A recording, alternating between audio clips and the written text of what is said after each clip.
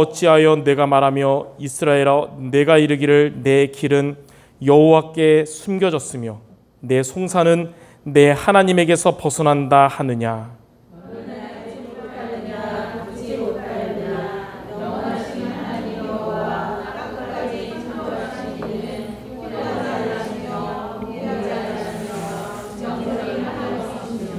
피곤한 자에게는 능력을 주시며 무능한 자에게는 힘을 더하시나니.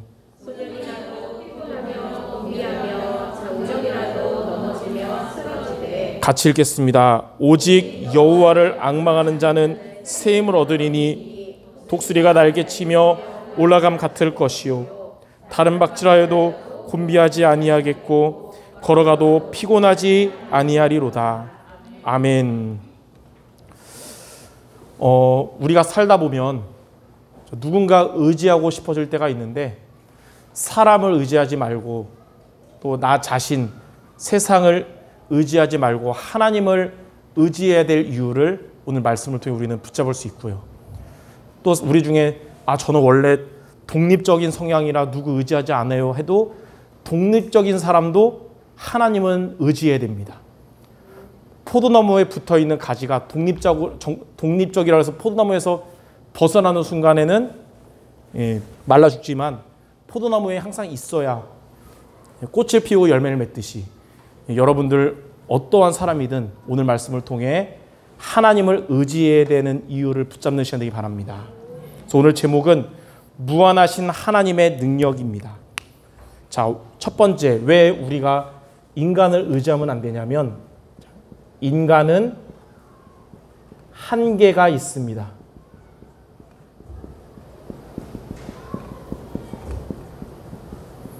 인간은 한계가 있기 때문에 인간은 의지의 대상이 아닌 것입니다. 첫 번째로 인간이 만든 과학도 한계가 있어요. 그 말은 아무리 세상이 발전하고 수준이 높아졌다 하더라도 찾아오는 재앙을 과학이 막을 수 없다는 것입니다. 10년 전에 일본에 큰 쓰나미가 닥쳤잖아요. 일본이 얼마나 선진국이고 세계 2위 경제국이고 막 이렇게 해도 그거를 막을 수가 없는 거예요. 그때 저는 일본에게 감사했어요. 만약에 일본이 없었으면 우리나라한테 왔을 텐데 방파제 역할 해줘가지고 일제시대 때 욕 좀 줄여야겠다 생각 들었어요. 최근에 이 코로나 같은 경우도 보세요. 아무리 과학이 발전해도 속수무책이고 가장 선진국이라는 미국에 수많은 사람들이 죽고 그렇게 됐잖아요. 또 최근에 우크라이나 같은 전쟁 이런 것도 과학이 발전해도 막을 수가 없는 거예요. 자, 두 번째, 인간의 경험도 한계가 있기 때문에 경험을 앞세우는 것도 아니라는 거예요. 성경에 보니까 예수님의 제자 중에 도마라는 사람은 예수님을 믿었지만 그 사람은 이 복음 중심이 아니라 경험 중심이었어요.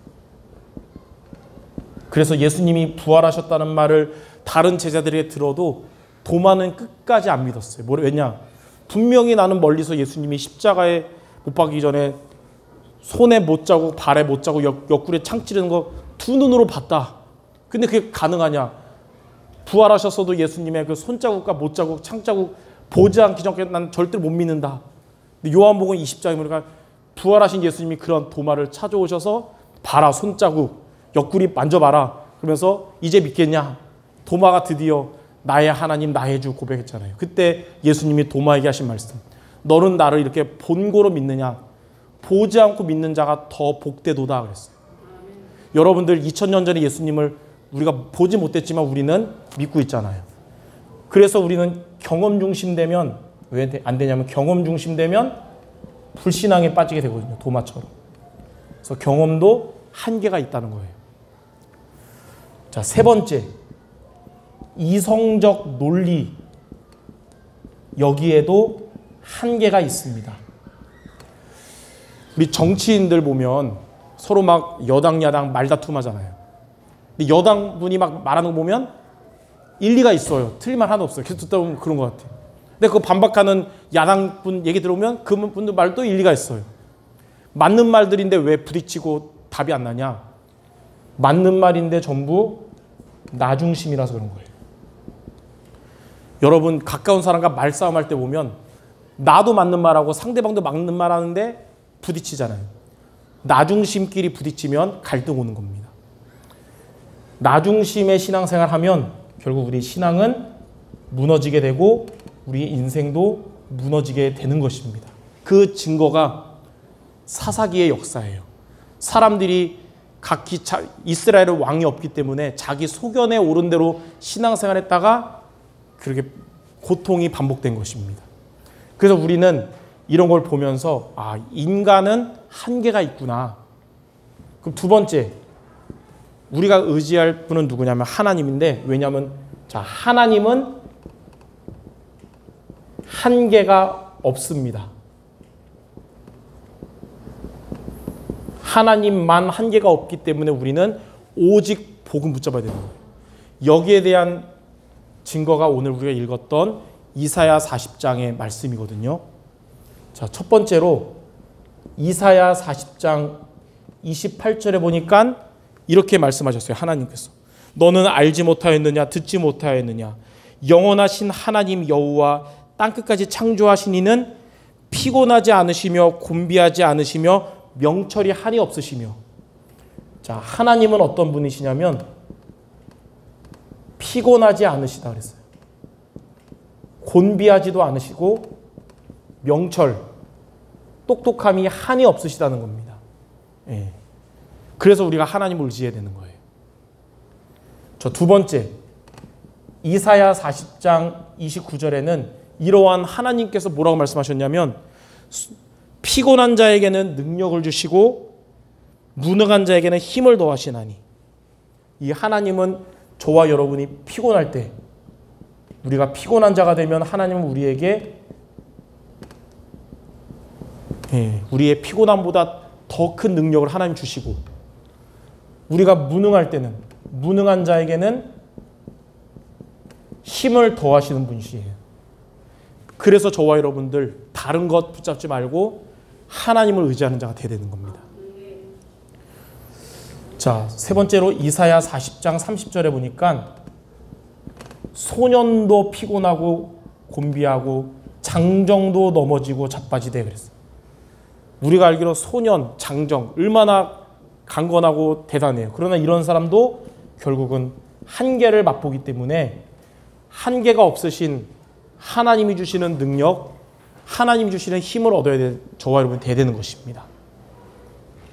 자, 그럼 마지막 세 번째, 그럼 우리가 다른 것을 의지하는 게 아니라 한계가 없으신 하나님을 어떻게 의지하면 됩니까? 이사야 40장 31절에 자, 오직 여호와를 앙망하는 자는 새 힘을 얻으리니 그랬어요. 저와 여러분이 오직 여호와를 앙망하면 새 힘을 얻는데, 이 힘은 한계가 있는 사람이 줄 수 없는 힘을 하나님이 우리 주신다는 거예요. 그래서 저와 여러분 이번 한 주간 오직 여호와를 앙망하시기 바랍니다. 그럼 구체적으로 어떻게 앙망합니까? 세 가지로 이번 한 주간 여호와를 앙망하는 미션을 붙잡으면 돼요. 첫 번째는 말씀을 편집할 때, 그때 우리는 하나님이 주시는 새 힘을 얻게 됩니다. 말씀을 편집한단 말이 뭐냐면, 오늘 예배를 통해 하나님 우리에게 주신 이 강단의 말씀을 여러분이 듣고 그냥 좀 좋네, 은혜롭네 끝이 아니라 돌아가서 나의 것으로 정리해야 돼요. 그 말씀에서 내가 붙잡을 나의 것으로 여러분이 정리해서 붙잡기 바랍니다. 그게 바로 말씀 편집하는 거예요. 선포된 로고스의 말씀이 나의 것으로 정리되면 그거는 레마거든요. 히브리서 4장 12절에 여러분이 정리한 그 말씀은 살아있는 하나님의 말씀이라서 여러분의 혼도, 영도, 관절, 골수를 치유할 겁니다.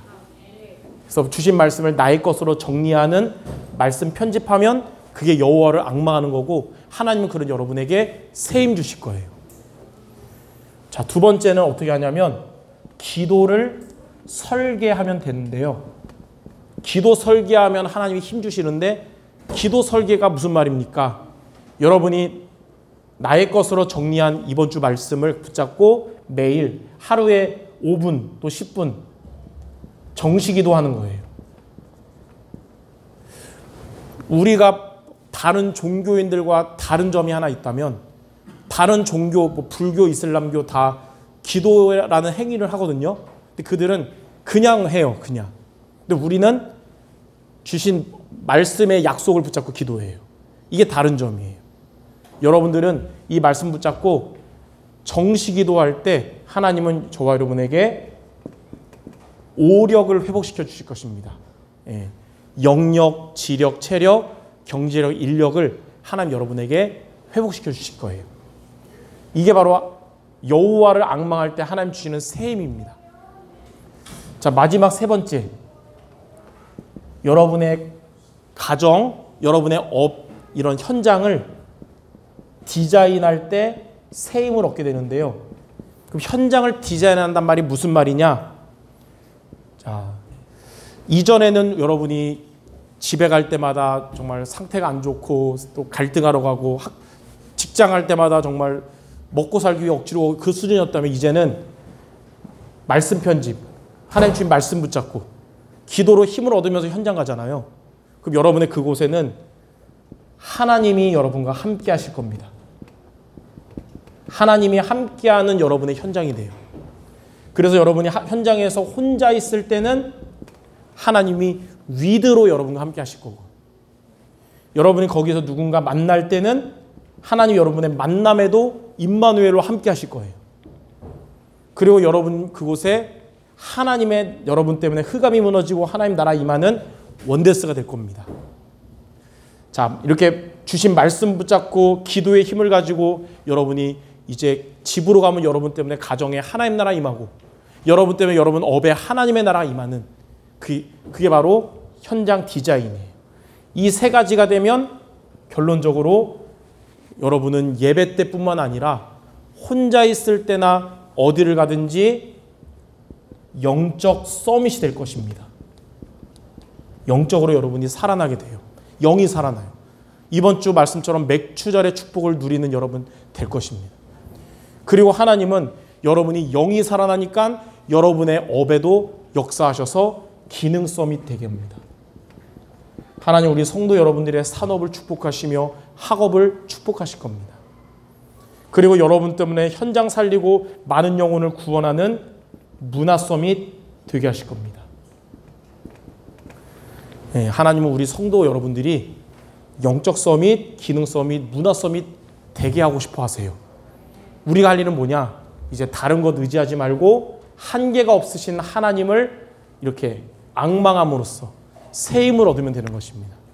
이번 한 주간 오직 여호와를 앙망함으로 새 힘 얻는 우리 모든 성도 되시기를 주님의 이름으로 축원합니다.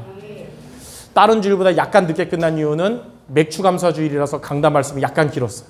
예, 제가 기도하고 마치겠습니다.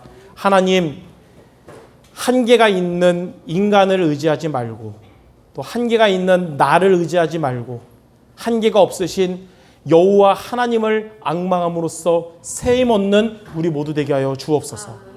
혼자 있을 때 하나님이 위드로 함께 하심을 누리고 우리의 모든 만남에 하나님이 임마누엘로 함께 하심을 누리며 우리 성도들이 때문에 가는 현장마다 하나님의 나라가 임하는 원네스의 축복을 누리게 하여 주시옵소서. 예수 그리스도 이름으로 기도드립니다. 아멘.